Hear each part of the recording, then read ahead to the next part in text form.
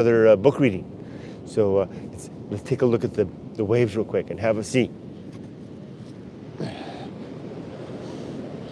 Well, as you can see, it's another overcast Saturday, but it's warmer than before. It actually feels pretty good.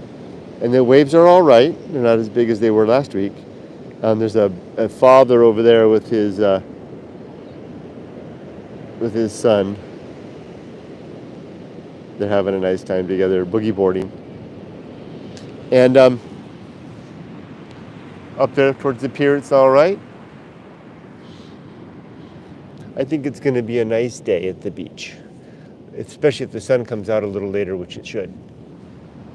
And I did bring my swimsuit. I might go for a swim. We'll see.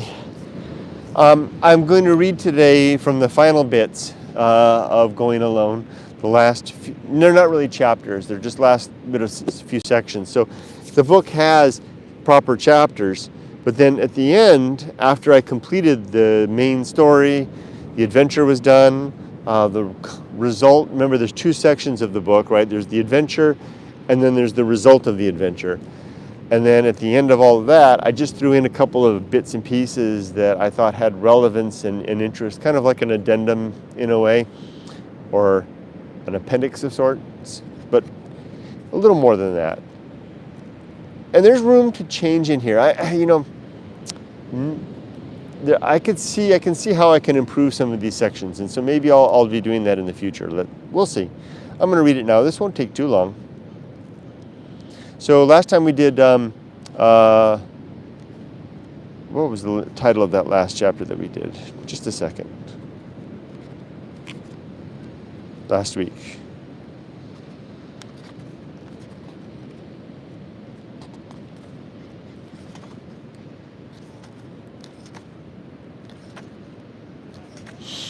We did My God is a Little God last time. Today we're going to do Final Thoughts.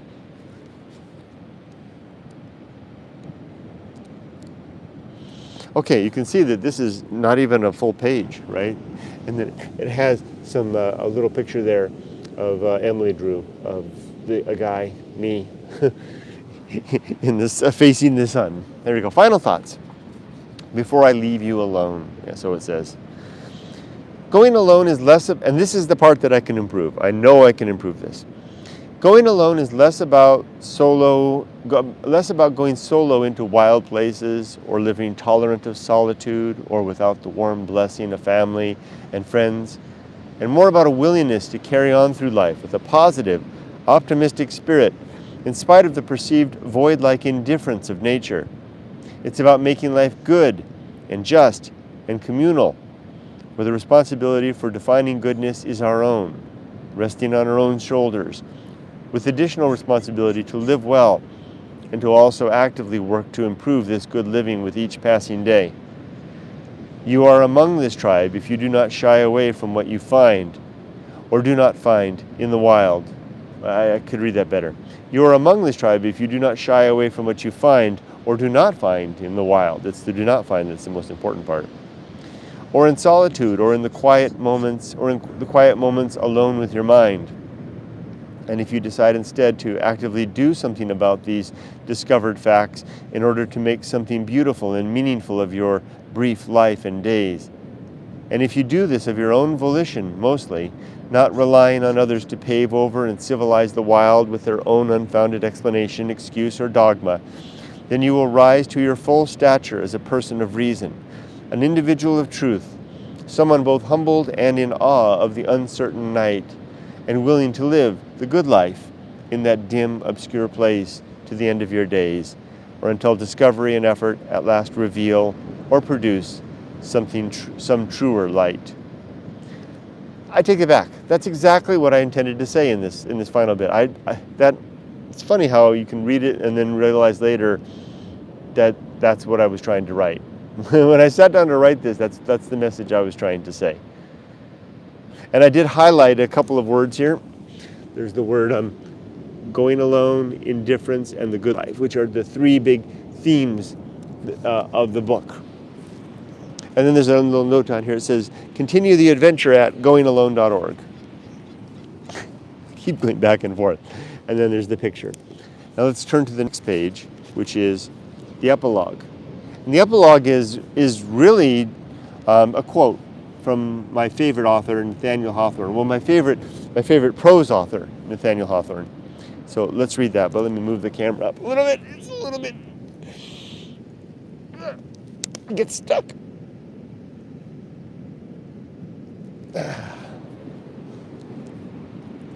Epilogue. So this is a snippet, a quote from The House of the Seven Gables. This was observable when one of those Italian boys came along with his barrel organ. I should give a little context to this. So the setting for this particular quote is at the House of Seven Gables, the old woman's house, and there's the street. And then every once in a while, a hurdy-gurdy man, right? The guy with the thing that would turn and make them sound, but he has a monkey would come by, and the dancing monkey. And he's describing that.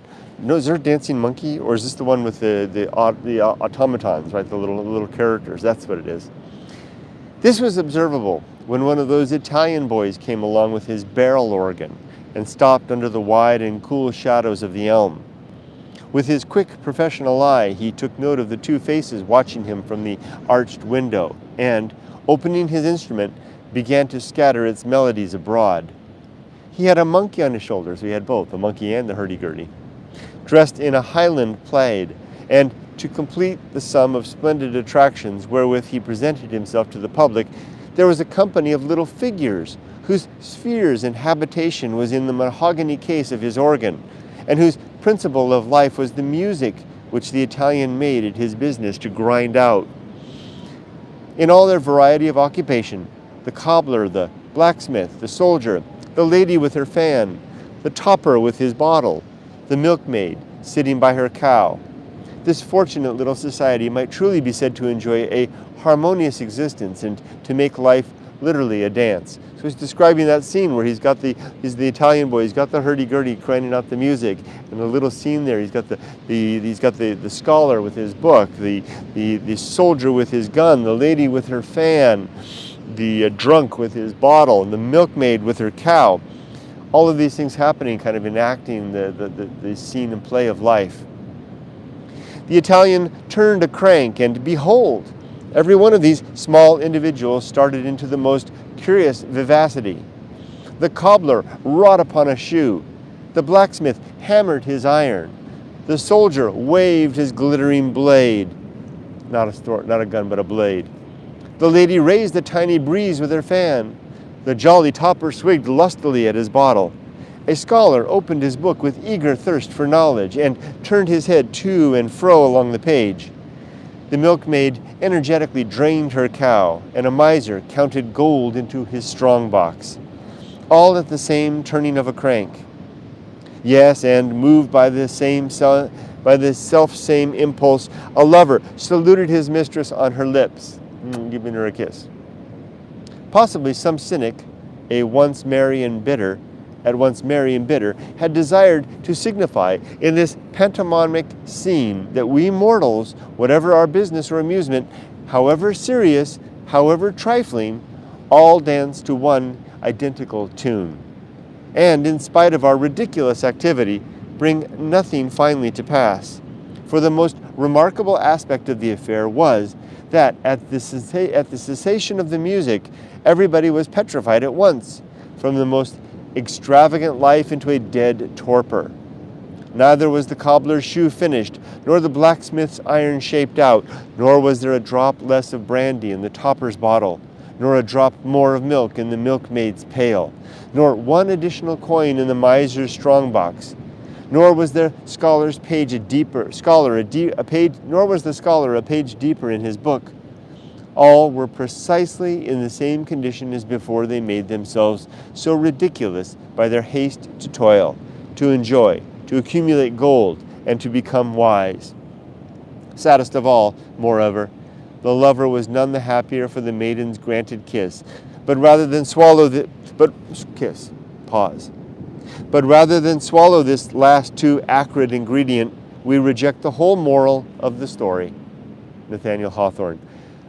That one paragraph, one snippet from The House of Seven Gables in effect captures the whole sentiment of my entire book. Hawthorne does in a single in two paragraphs what it took me 300 pages to do. That's the significance of his art. Amazing. When I first read that, actually it took me 2 times to read it, because I've read the House of the Seven Gables twice. It was the second time after I had already completed Going Alone, and I read that and I said, there it is, there's my whole story. So I grabbed it and put it in the book as a bit at the end. Okay, now the next part, the last bit here, there's a few more, is Ecclesiastes. Like I said, this last bit is not really more chapters. It's just little bits and pieces that are larger than a quote, or big quotes that need their own section. So this is Ecclesiastes 9, which, again, remember the first part of my book is the Going Alone part. This really describes that. Here we go. This is from the Bible, of course. Ecclesiastes 9. So I reflected on all this and concluded that the righteous and the wise and what they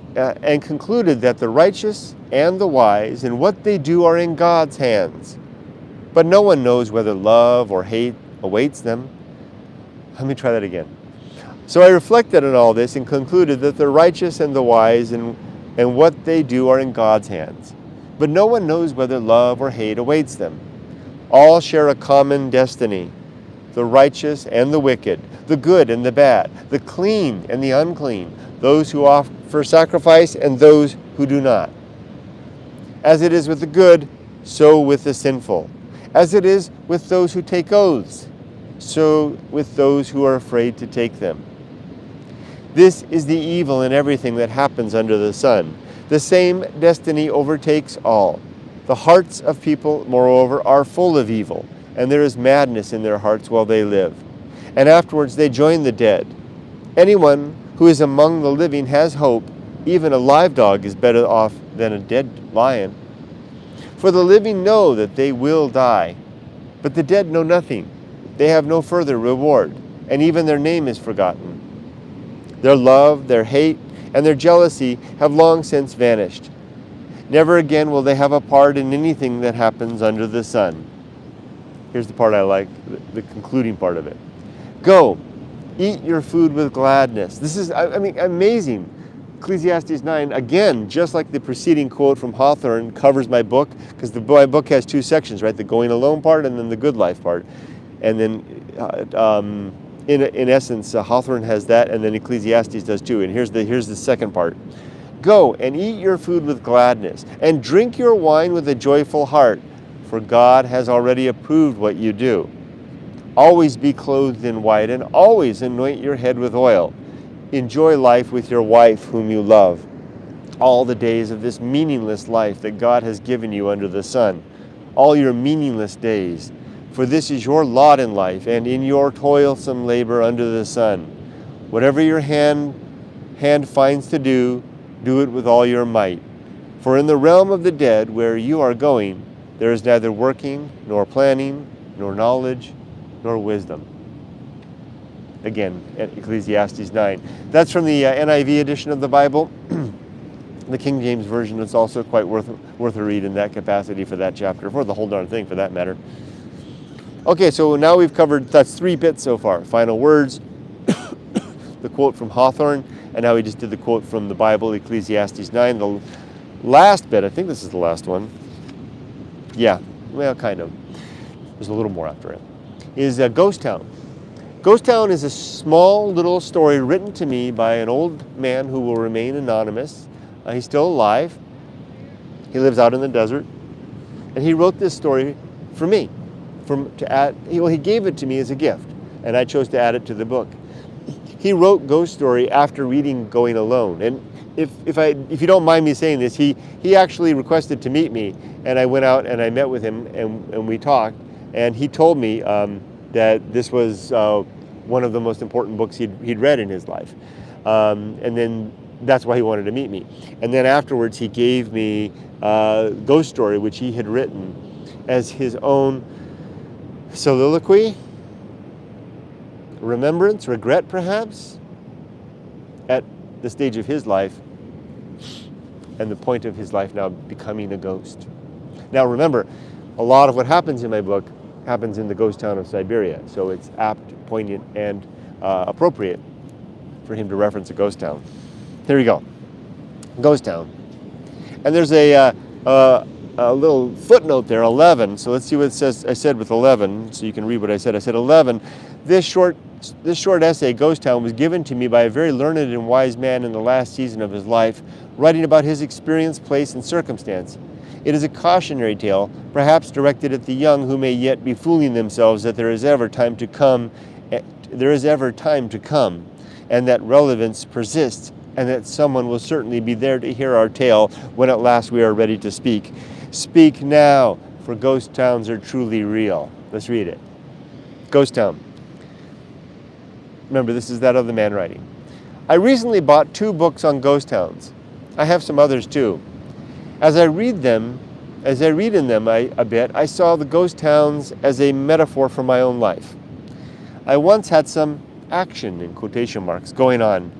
It may even have appeared to others as though I was something special. This is that other man, of course, writing. People called me and I called them. I spent time with people for both business and personal reasons. People probably talked about me more than I would have liked, and I am pleased that I was not listening in. I would have been embarrassed, but now no one does. I have become a ghost town. People see me, but I have no meaning in their lives at all. Some stop by in the form of phone calls, and I do have a few correspondents left, but that's all the visitation I receive now. Even some of the correspondence I send does not get quickly returned, as with Bill, June, and Aunt Sally, both ladies having finally died. This all reminds me of Mr. Flood's Party by Edward Arlington Robinson.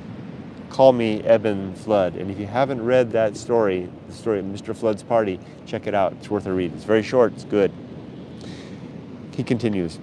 Ghost towns are lonely places, especially at night, where the hotels and saloons once offered gaiety and diversion. The doors are permanently closed now, and electricity is no longer furnished. Houses which once gave shelter and witnessed family gatherings, and I dare say procreating, well, these houses only serve the needs of lesser creatures seeking shelter undisturbed. The streets are completely and regretfully safe to wander. No one will bother you. The entire town now may in fact legally belong to one person, and even he or she doesn't care what happens there. The place may be worth more if it burns down. Even the wood is too old for the fireplace, the oil and resins having evaporated, the life gone out of it. Good writing. There is no chance for a recovery either. Hospice is not provided for ghost towns because it is futile. I think the town feels lonely most of the time. Some personal company would be most welcome. But moribund began long ago. Wow, moribund began long ago, and now the fact of death is ever present. So to offer any kind of succor at all would be wasteful in a society of disruptive efficiencies. And then he finishes, I wonder what my name is. Very profound and apt story by an anonymous man who I know who he is, but I have left him anonymous in the book because he basically identified himself as such. He gave the story to me. He said, use it as you see fit, Kurt. And he said, I wonder what my name is. So given that he said that, I chose to leave him anonymous. And he knows I've added it to the book. I hope to see him again before I leave America. After that bit, we've covered the final thoughts, the quote from the House of the Seven Gables, the quote from the Bible, Ecclesiastes 9. We did Ghost Town. The last bit here is my recommended reading, and this is where I simply recommend the books that I would. Well, let me read it. What it says. It says recommended reading. This section contains a list of my favorite books and titles worth reading as a foundation to good thought and the pursuit of your own philosophy. I've listed the books in the order in which I would read them again. There are many more books I could recommend, though sometimes some books are enough, as suggested by Seneca. Here's a quote from Seneca. You must linger among a limited number of master thinkers and digest their works if you would derive ideas which shall win firm hold in your mind. So now, I assembled this list, and it's just listed right here, and I'll read it in just a second. There's 18 titles here, and I did this with this very specific idea in mind. When I was 16 years old, my family was breaking up. I really had nobody really gave a damn. I was pretty much left to my own devices. I wound up hitchhiking around the United States, lost, you could say for sure. Began a period of time. That was just also about the time that I gave up being a Christian. So I not only did I no longer have family guidance, I no longer had a religious compass to follow anymore. I was truly on my own. And I was very lucky that I encountered Walden by Henry David Thoreau, which at least gave me a rough point of a direction to head into, which led me to the life that I've lived. Hey guys! So that being the case, since then I've done a lot of reading, and I've collected books that I thought were, if I could give to myself at age 16, especially under those circumstances of being alone, nobody really giving a damn, and without a religion, truly alone in that capacity, what books would I want to give myself at that stage, and in what order, to help me to not have to spend 30 years getting my act together. 30 plus years. And that's this list. Okay. Now these books are actually, I don't keep books. When I read books, I get rid of them. I give them away to somebody, drop them at a bookstore or whatever, library, whatever. But these books I have kept. They're up on my shelf, at the top shelf at home. All 18 of them laid across in the order that they're in there, except for Walden, because I gave my personal copy of Walden to Parker, my nephew, so I need to get a new copy of that. So here are the books in the order I recommend reading them. And I ordered them very specifically because they build upon each other. I ordered them in such a way that I wanted to introduce, remember, I did this for a 16-year-old self, or a 16-year-old person, who I thought would need some foundation knowledge, some prerequisite knowledge to lead up to the more significant stuff. So I put, like, for example, Aristotle and Lucretius at the end, and begin with Hawthorne and Walden and Thoreau at the beginning. Thoreau, although his writing is profound, it's accessible if you can get through the 19th century romance element of it, and you can discern what he's saying in his paragraph-long sentences. If you can discern that, and it's not a hard thing to do if you just practice at it. Aristotle, though, and Lucretius, especially Aristotle, you really need the preliminary reading to have the foundation, so to speak, right? So here we go. Here's the order in which I would recommend them. Number 1, Walden by Henry David Thoreau. Number 1, read that book with a dictionary. When I started reading it, I got about 2 chapters in, and I threw up my hands and said, I can't understand this stuff, mainly because it had such vocabulary that I couldn't understand. So I got that was long before the internet, so I got myself a nice big red Webster's dictionary, and I kept that on one side, and I looked, every word that I encountered, I looked up and marked it in the dictionary, and that dictionary got all yellow because of all the new words that I discovered. I've kept that habit up all my life. I always have a dictionary. Now it's on my phone, and whenever I encounter a new word in my writing, I look it up and I try to remember it. So Walden, start with that. Number 2, Cosmos by Carl Sagan. That's just to add the awe and wonder of the universe. The original one, if you can find the original copy, that'd be great. It's a little dated, it's a lot dated, but it's a great read. The Scarlet Letter by Nathaniel Hawthorne, my favorite novel of all time. Once you read The Scarlet Letter, you're going to be wanting of that for the rest of your life. That book alone will give you a reason to live. I'm saying The Scarlet Letter. I meant The House of the Seven Gables. The Scarlet Letter is good to read, and it's good preparation for The House of the Seven Gables. And the reason I included both of those here, and The House of the Seven Gables come later, and all that accolades that I said just a minute ago, they apply to The House of the Seven Gables, but The Scarlet Letter is incredible as well. The Scarlet Letter, for me, wasn't so much as a moving story as much as it was like a workout. It was like the warm-up before the run, right? Because I read The Scarlet Letter when I was about 15, and it warmed me up for what was to become a 19th century romance writer. And by romance, I don't mean lovey-dovey. It's the genre and style of writing that was done by authors like Moby Dick, like Herman Melville, and Nathaniel Hawthorne. Next, number 4, It's the Meditations by Marcus Aurelius. This is the first real jump, besides Walden, jumping into philosophy proper. Good introduction to the Stoic philosophy. If you can find it, get the George Long translation. I haven't found another translation that matches it for accessibility and beauty. Next comes Moby Dick by Herman Melville. No life should be complete without reading Moby Dick. It is the perfect novel. The Discourses by Epictetus, another great blast of philosophy with that. And then also it's giving you kind of a different character of philosophy from Marcus Aurelius so far. And it's also good to remember as you start to get into these Seneca, Marcus Aurelius, Seneca, Epictetus, etc., to remember to think back to Walden and the Transcendentalists who did have influence to there as well. The Grapes of Wrath by John Steinbeck, probably the book that sat by my bedside the longest.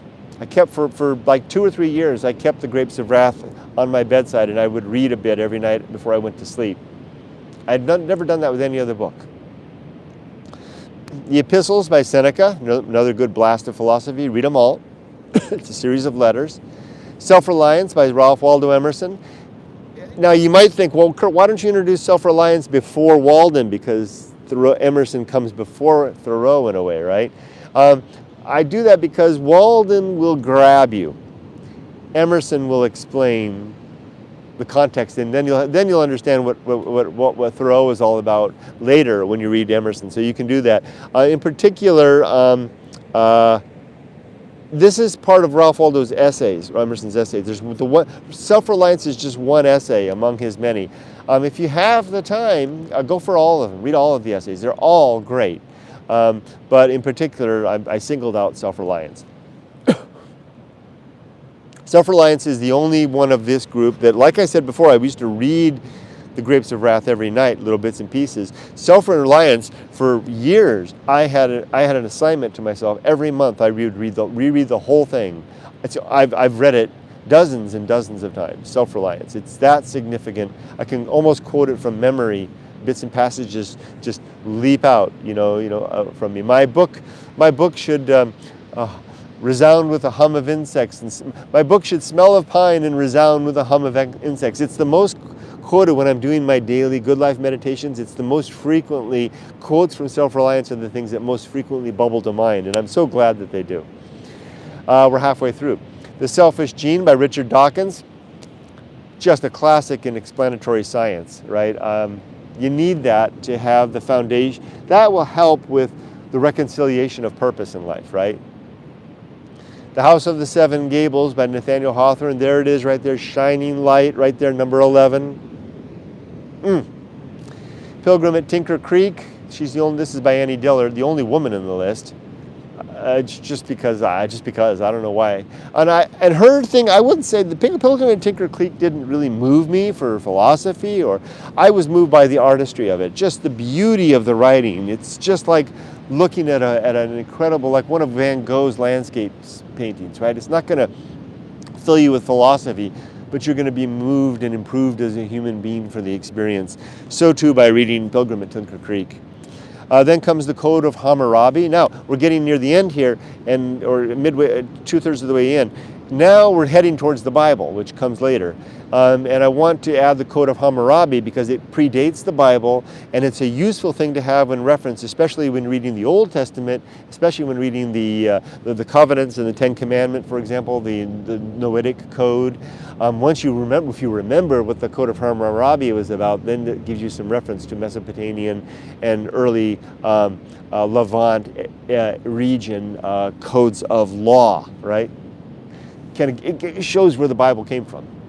Then comes Enuma Elish, the Babylonian epic of creation. Gotta read that, especially. See, this is another one that you're leading up to the Bible, because the Babylonian story of creation harkens so much to the stories of the Old Testament, like the flood of Noah, for example. It's right there in there, right? It predates the dang thing, right? Amazing stuff. Then comes the Torah. Now we're getting to it proper. So I know that the Torah, in the reading the Torah, it's going to be a little bit redundant once we get to the Bible and the Old Testament, but read the Torah with rabbinic commentary, especially, it's hard to find in English. Try to find a Torah that's got the commentary of Rabbi Rashi, because he's the dude. If you have a discussion with a religious Jew, cultural Jews may not know much about this, but if you talk with a religious Jew, like an Orthodox Jew, and you start to ask them questions, they will very frequently, as my experience has been, refer to the sayings of Rabbi Rashi. And if you've already got if you've already read the sayings of Rabbi Rashi, then you're well ahead of the game, well ahead of the discussion once you have those discussions. It's hard to find. I still haven't found a good one, and it's rich and dense stuff. It's really worth it. So you read the passage of the Torah, and then you read what Rabbi Rashi has to say. Get ready for your mind to be blown. Now we come to the Bible. Okay, after that, now we've read the Code of Hammurabi, the Enuma Elish, the Torah, and now we jump in with the Bible. Freshly having gone through the Torah, we jump right into the Old Testament. We're going through it all again, especially the Pentateuch there, the first 5 books. And now, I recommend you got to read both the King James edition and the New International Version. There's lots of versions of the Bible. I recommend both of those. You get 2 perspectives. If you can, read them at the same time. Like, that's how I do it. I literally have the 2 Bibles open. I read the Bible every single day. 1 chapter a day. I have a King James edition, and I have an NIV, and I read the same chapter. And it's amazing to read. They're very similar sometimes. Sometimes they're not similar at all. And it's interesting to read. And then if you've already gone through the Torah, especially in the Old Testament, you've already gone through the Torah, and you've heard Rabbi Rashi's perspective, then you get a 3-way, right? You're looking at it from 3 perspectives. And what the best way to get truth is to angle it from multiple perspectives, and you can triangulate onto the truth. Now for the Bible, you can try to read it cover to cover. I've done that. It takes about 2 years to do at the rate that I read it. Instead, what I prefer to do, and I've been doing this for years. It's my lifetime endeavor, and I just keep going around and around. I read the Bible over and over again. I read 1 chapter a day. It's this next thing I do. Every morning when I wake up, I have 3 things that I do immediately. 1, I read a classical poem and think about it. 2, while I'm drinking my coffee. 2, I do my good life meditation exercise. And then 3, I read the Bible, and I read 1 chapter. And it takes 3.5 years to get through the whole thing. And then you get back around. I just finished the Old Testament again last week. And so I'm already starting into the New Testament. But I decided this time, instead of jumping right into the New Testament, I'm reading a little preliminary stuff to get. I always like to read supporting stuff, that describes it, so I can understand the context better. Anyway, Bible, round and round and round and round and round. And why do I read the Bible? I'm an atheist. What do I care, right? I read the Bible for 2 main reasons. 1, it's the main religion. Christianity, the Judaism, and to a lesser degree, Islam are the main religions of my country, right? And most of the people in my life are Christians. Some of them are Jews. Friends are Jews. And I want to understand their worldview. So I take it really seriously. And I guess there's 3 reasons. And maybe they're right. And I better make an effort, right? Sure, I gave up being a Christian years and years ago, and my position has only become firmer in that regard. I'm no longer do I doubt. I wonder, does God exist? I mean, it's a certainty to me now. It's clear at least that the biblical God is fiction, and that the stories in the Bible are if they're real, then they're immoral, and they shouldn't be followed for that reason as well. So I'm utterly, my Bible study has taken me not only away from further from my conviction that those stories are not real, but now I'm even more certain. It's become a certainty, right? So now I just want to understand, why do all these people believe something that's so obviously wrong? And so I study it so I can understand it. Now I don't go up to them and say, "You're an idiot, you're wrong." I never say anything like that. I just listen to what they say, and if they can, because maybe one of them is going to have something good to say. They never do. It's usually just the same things over and all, based on prophecy, faith, personal revelation. None of those are very good reasons to believe anything. So I just listen, but I have the understanding. And then the second reason that I read the Bible over and over again is that I'm a big fan of classical literature. And a lot of the writers, the authors of the 19th century, the 18th century, the 17th century, and beyond were believers. And so they fill and pepper their writings with beautiful descriptions from the Bible, references to the Bible. And I can't enjoy that. I can't understand it if I don't have that in my head. And because I study the Bible very seriously and deeply, when some reference is made that a believer of the 17th century would understand, I have a better chance of getting it too. Almost done. 2 more to go. Number 17, On the Nature of the Universe by Lucretius, and number 18, On Man and the Universe by Aristotle. Very similar in a way, right? I mean, here now we're wrapping up Lucretius and Aristotle's view on the universe at large, right? I put them at the very end because you really do need to have Thoreau and Seneca and Marcus Aurelius and also just a lifetime of thought in your back pocket, or at least a couple decades of adult thought and consideration in your back pocket to really enjoy those particular writings, especially Aristotle. Aristotle's hard to understand. I tried to read Aristotle when I was a teenager and gave up. And I tried again in my 40s, made a little better. It was frustrating because I couldn't see the value in it, but I knew that it was one of the greatest bits of writing ever. And then it wasn't until my 50s that I finally could begin to get it. I thought, I'm a slow learner. And then the last bit is the appendix. It just explains all the little bits and pieces that are footnotes elsewhere. Ta-da! We did it. We're through the book again. That means this book is going to wind up on a park bench somewhere or in a coffee shop or whatever. So it's already illustrated. I illustrate all of these things. So it's got the nice little illustration of their Siberia ghost town. There's me, and there's my motorcycle, the Path of Wildness. There's the riding bridge over there, the tire, all that kind of stuff. So what I do typically then, every time I finish reading one of these, I'll sign them. I've already illustrated it, and I'll leave it somewhere conspicuous where someone might find it. That's it. I think I saw a comment.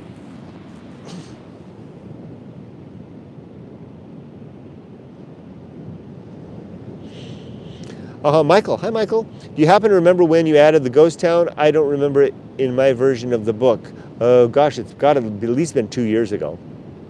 I get goosebumps hearing this. I may have read it and simply don't remember. What a way with words. I don't know which one you're referring to, Michael, there. One of those, yeah, but they're all good. I mean, Hawthorne, that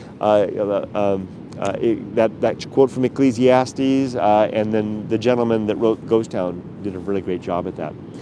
Anyway, I'm done. I think I'm going to call it quits. I'm trying to debate if I'm going to jump in the water or not. I might save it for later. We got a big day ahead of us. Emily's going to Japan in 2 days.